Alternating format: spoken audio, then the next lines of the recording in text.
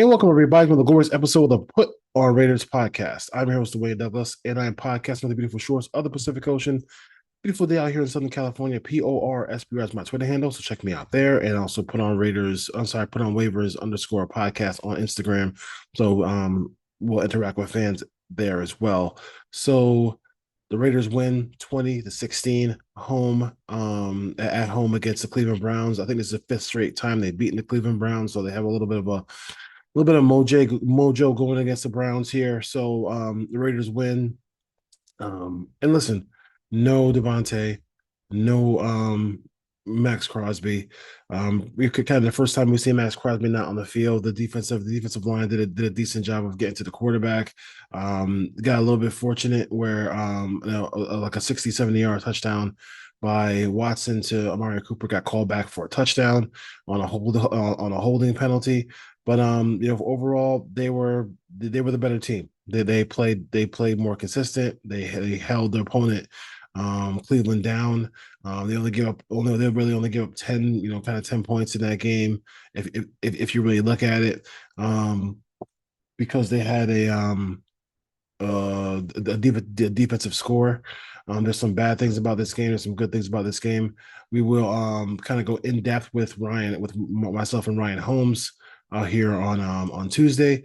But for the most part, I mean, you gotta give them credit for getting that victory, and being 2-2. Anytime you have those kind of big name players out of a ball game like Max Crosby, like Devontae Adams, and you come up with a win in National Football League, you got to give them credit for that. And they look more ready to play. They didn't get off to a good start, but they did look more ready to play in this one as the game wore on. Luke Getsy, I mean, Luke Getsy was Luke Getsy in the second half. I mean, they just, I think, especially when they're up by 10 points, they really didn't know what they wanted to do offensively. I know they want to try to run the football, but you let's just be honest with this whole Zamir White thing. Like, what are we doing? Like what are we doing with Zamir White? He is clearly the one of the worst starting running backs in all of football.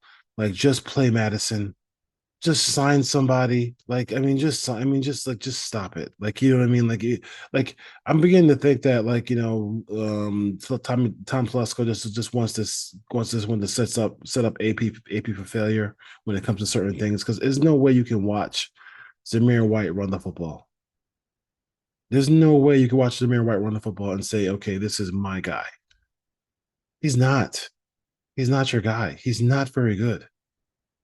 He's not a good NFL running back. I mean, it's pretty clear as the sky is blue that he's not a good running back. And that fumble was critical in this game. I mean, didn't even seem like he really got hit that hard on that fumble. But you can't sit there and have and just sit there and get blown up, and then and fumble the football in a critical point in the game where your team is up, and then they're trying to play smash mouth and run the football. Like, you just can't do that. You can't do that. And part of it was, Getsy's just like, just Getsy and not calling great plays. The Raiders only threw for 130 yards with Gardner Minshew. He did get the ball to Jacoby Myers, try to get the ball to Trey Tucker. It seemed like it was a hard day at the office for Brock Bowers, because without Adams on the field, they were like, we're not going to let 89 do anything, and 89 didn't really do too much in this ball game. But they grinded it out. They grinded it out, and then they're not going to apologize. And his head coach is not going to apologize for winning football games. So they won. They took care of business in their building, and the Raiders are now 2-2 on the season, headed to Denver to face the division rival Denver Broncos. So I think for the most part, this whole business decision thing and all this other stuff, like, it was really a lot of ado about nothing. Um, I think on the first drive of the first quarter, Jones didn't play. So I think that was something that people were. I didn't pay attention. I was on a plane, so I was trying to watch it and come home and watch it. It just seemed like trying to make a point of all this, like this whole business decision thing was kind of a silly thing by the head coach, but they banded together and they won. And they didn't and they didn't give up much.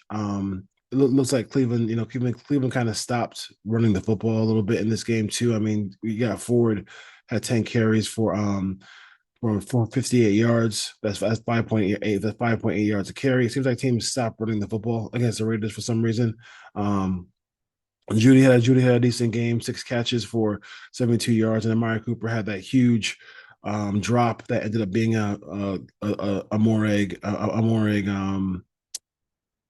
interception, which was a huge part of the game as well. But Madison, it clearly looks like to me, Madison with the 5 carries and 60 yards. You do the math.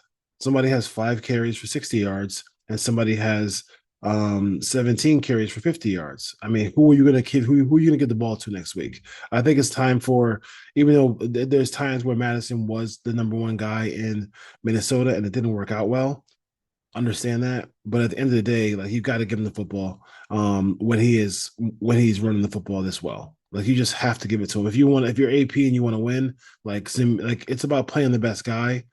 It's not about being scared to like what the feelings of Zamir White are. You have to go out there and get the ball to the best running back. And right now, Alexander Madison is the best running back. And, they must have nothing on the practice squad as well, because I know people bring up names like Samir Sincere McCormick and all these guys and Dylan Lobby.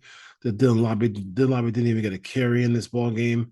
So, I mean, that just shows you where he's at right now on his depth chart. But Madison signed somebody. I'm not saying cut Zamir White because that's probably not cost effective to do that. But then I would just say like give those guys a good 20 carries in between what you want to do. There has to be a running back in this system that can run this system, that has experience in the system out there in free agency. But we'll go over that a little bit later in the week when we do a full breakdown of this game and then a full preview of the Bronco game. Jacoby Myers, 5 catches for 49 yards on 10 targets. Trey Tucker had 5 catches.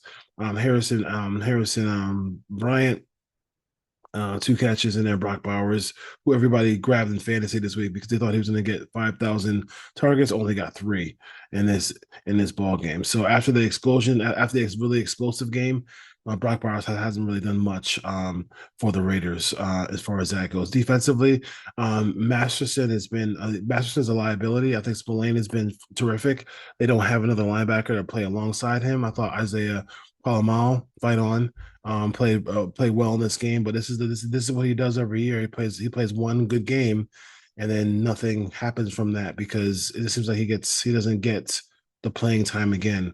So maybe with the injury to Epps, he gets more playing time now, and then we can see what he can do and see kind of get a full evaluation of what Palomal can do for the Raiders here. It was like Chase on had some burn this year. Jack Jones missed a sack in this game. Charles Snowden gave a great effort, and towards the end of the game had a critical sack to kind of ice it for the Raiders. So the Raiders win 20-16. Like I said, we will go through a full evaluation of this game along with a preview of the Raiders game against the Denver Broncos coming up. Will they continue that streak against the Broncos, or will the Broncos finally end that streak against the Raiders and win the game with their rookie quarterback against the Raiders? So, put on Raiders podcast. Dwayne Douglas here.